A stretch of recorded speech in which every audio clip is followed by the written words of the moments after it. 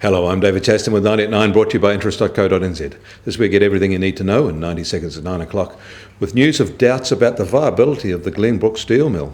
But first, the US ended the month of March with a federal budget deficit of $52.9 billion, on track to be 2.7% of GDP and lower than the previous year.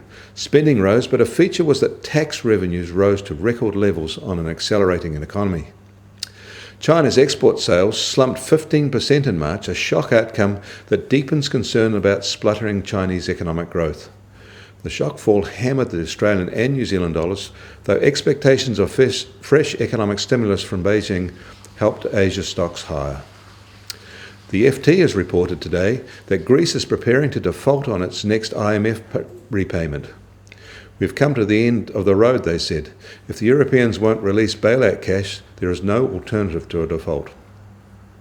Following the report, the Greek government denied it was their plan. In Australia, Aussie analysts are questioning the viability of the New Zealand steelmaking facility at Glenbrook.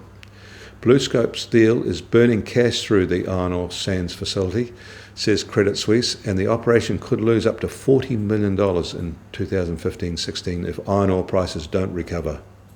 The collapsing iron ore price is making a major mess of the Australian federal budget as well.